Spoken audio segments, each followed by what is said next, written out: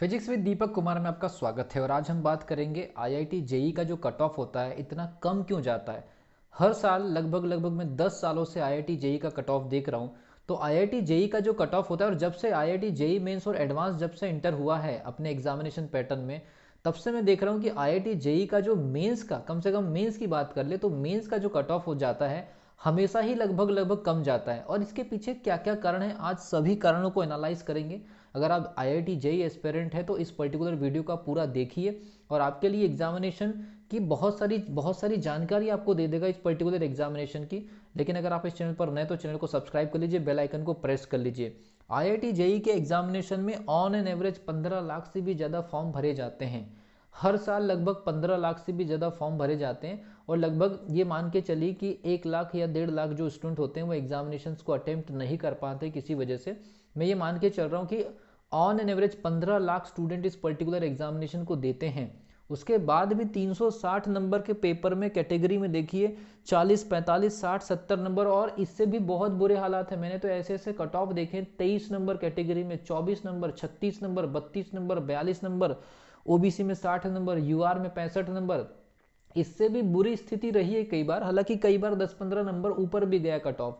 तो 360 नंबर के पेपर में आईआईटी जेई में ऐसा क्या होता है कि इतने कम नंबर चले जाते हैं। और आपको बता दूं ये जो नंबर है 40 नंबर, 45 नंबर, 60 नंबर, 70 नंबर, इस कैटेगरी में ऐसे बहुत सारे लाखों, हजारों स्टूडेंट ऐसे होते हैं जो इस कट ऑफ को क्रॉस नहीं कर पाते, लेकिन वो अपने स्कूल के टॉपर्स होते हैं, अपने डिस्ट्रिक्ट के टॉपर होते हैं, अपने ब्लॉक के टॉपर होते हैं, और कई तो ऐसे होते हैं कि अपने स्टेट के टॉपर रैंक में होते हैं और वो 40 नंबर, 45 नंबर, 60 नंबर, 70 नंबर की अपनी कैटेगरी को भी क्लियर नहीं कर पाते। और ऐसे स्टूडेंट की संख्या हजारों में होती है हर राज्यों में। तो फिर ऐसा क्या है, इस एग्जामिनेशन की सबसे खास बात क्या है, उसी पर हम आज डिस्कशन करने जा रहे हैं। अगर आप जेई एस्पिरेंट हैं तो ये वीडियो को आप लास्ट तक देखिए, बिल्कुल स्किप मत करिए, बिल्कुल इसको एग्जिट मत करिए। तो ये आपके लिए वीडियो कि 15 लाख स्टूडेंट और आईआईटी जेई जो कि इंजीनियरिंग का सबसे top entrance examination, cut off देख रही है आप, देख लीजिए आपकी 40, 45, 60 नंबर। तो क्या वजह है? सबसे पहली चीज़, सबसे पहला काम जो होता है प्रिपरेशन।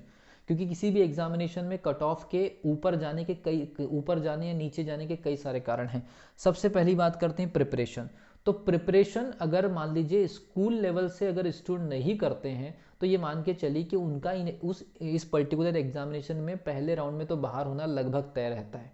बस किसी का तुक्का बैठ गया, कुछ हो गया तो एक जेई मेंस में इधर उधर से अगर मान लीजिए कहीं बाउंड्री क्रॉस कर भी लिए तो एडवांस में साफ हो जाते हैं। तो सबसे पहली चीज़ ये होता है कि स्कूल से प्रिपरेशन नहीं करना या फिर लेट इन्फॉर्मेशन मिलना। आज के समय में जितने भी मैक्सिमम स्टूडेंट 12th के बाद अगर मान लीजिए सेलेक्ट हो रहे हैं, या तो वो डमी स्कूल से आते हैं या फिर वो 9th क्लास से प्रिपरेशन करते हैं, या उनके पास में इस पूरी एग्जामिनेशन की प्रिपरेशन के लिए वो 4 साल का समय 9th क्लास से देते हैं और 11th-12th को वो बोर्ड के लेवल पर ज़्यादा सीरियस न लेकर के अपनी प्रिपरेशन में लगे रहते। तो ऐसे ही स्टूडेंट इस पर्टिकुलर एग्जामिनेशन को ज़्यादा से ज़्यादा क्लियर कर रहे हैं फ्रेशर कंडीशन में। तो स्कूल में लेट होने की वजह से या स्कूल में लेट इन्फॉर्मेशन की वजह से या स्कूल लेवल में केवल स्कूल लेवल की स्टडी करके खुश रहने की वजह से।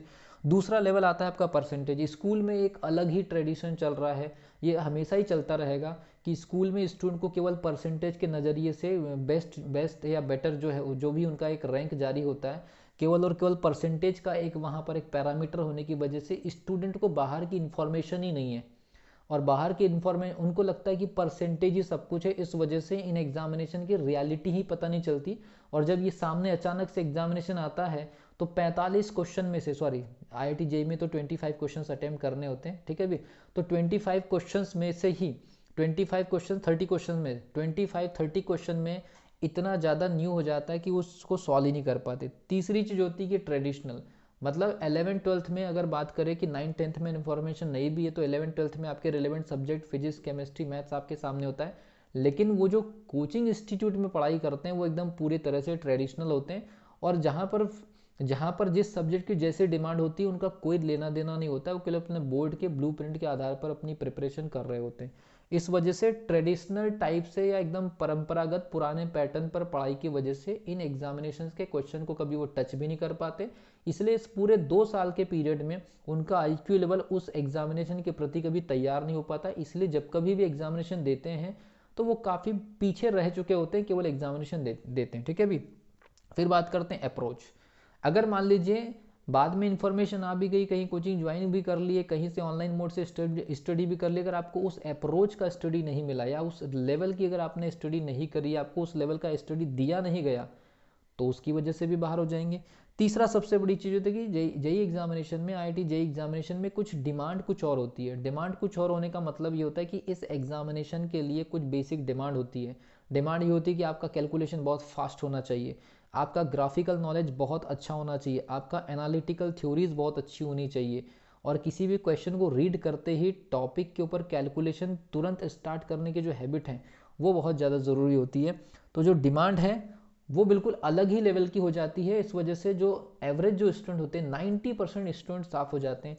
उसके बाद बात करते हैं कैलकुलेशन। स्टूडेंट इस एग्जामिनेशन को देना तो चाहते हैं लेकिन अपने कैलकुलेशन को स्ट्रांग करने के लिए एक्स्ट्रा एफर्ट नहीं डालते, मतलब सॉल्व करते तो उसमें भी कैलकुलेटर की सहायता लेते, जबकि इस एग्जामिनेशन में कैलकुलेटर बिल्कुल भी अलाउ नहीं होता है। तो कुछ गलतियां ऐसी होती या तो कैलकुलेशन पर प्रैक्टिस नहीं करते, या कौन कौन से सब्जेक्ट में कहाँ कहाँ पर किस लेवल की कैलकुलेशन की डिमांड है ये जानकारी नहीं होती। उसके बाद भी बात करते हैं राइट एकेडमिक इन्फॉर्मेशन। मान ली राइट एकेडमिक इन्फॉर्मेशन का मतलब होता है कि आईआईटी जेई का जो परसेप्शन या आईआईटी जेई की जो डिमांड है, आईआईटी जेई का जो एक तरह से ग्लो है, या आईआईटी जेई का पूरी तरह से ग्लोरिफिकेशन ही नहीं पता। स्टूडेंट इसको एक नॉर्मल एक एग्ज़ाम के जैसे लेते हैं, एग्ज़ाम में एक फॉर्म भरना है, एग्जामिनेशन देना है और आ जाना है। जबकि आईआईटी जेई जो है वो टॉप एंट्रेंस एग्जामिनेशन है इंजीनियरिंग का, और यहाँ से इंडिया के इंजीनियरिंग के टॉप शिक्षण संस्थान में एंट्री होती है।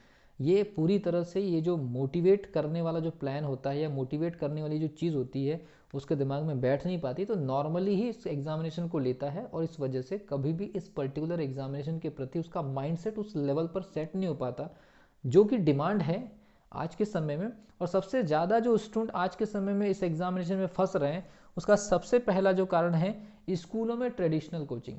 2 साल के उस पीरियड में जो स्टूडेंट का कैरियर खत्म होता है ट्रेडिशनल कोचिंग की वजह से, जबकि स्टूडेंट अपने पर्टिकुलर सब्जेक्ट को, चाहे वो फिजिक्स हो, चाहे केमिस्ट्री हो, चाहे मैथ्स हो, उसको पढ़ने के लिए आज के समय में 6,000, 7,000, 8,000, और अलग अलग स्टेट बोर्ड या सीबीएसई बोर्ड में तो ये फीस 10-10 हज़ार तक चली जाती है केवल मीडियम की वजह से, जबकि वहाँ ऑलरेडी वो 25,000, 20,000 या 15,000 रुपये तो ऑलरेडी खर्च कर ही रहे होते हैं, लेकिन वो ट्रेडिशनल तरीके से पढ़ते हैं। इसीलिए इस एग्जामिनेशन में कभी भी उनका वो अप्रोच उस लेवल पर नहीं पहुंच पाता। इसलिए बहुत बड़ी संख्या, इवन 90% जो स्टूडेंट होते हैं उनका कभी ध्यान ही नहीं होता है कि ये आईआईटी जेईई एग्जामिनेशन में फिजिक्स को, केमिस्ट्री को और मैथ्स को हैंडल कैसे करना है, और अलग अलग सब्जेक्ट की जो अप्रोच होती है वो बिल्कुल डिफरेंट है। ये इन्फॉर्मेशन 2 साल, वो जो 24 महीने का जो टाइम पीरियड होता है 11th और 12th का, वो हाथ से निकल चुका होता है, और 12th के बाद ड्रॉप लेने का जो प्रेशर होता है इसकी वजह से भी बहुत सारे स्टूडेंट्स इस पर्टिकुलर सिचुएशन को फेस नहीं कर पाते या सह नहीं पाते। तो इस वजह से इस एग्जामिनेशन में हमेशा ही जो कट ऑफ है कम जाता है, और इस एग्जामिनेशन को एक टाइम चाहिए होता है, उतने टाइम के बाद ही लेवल आता है।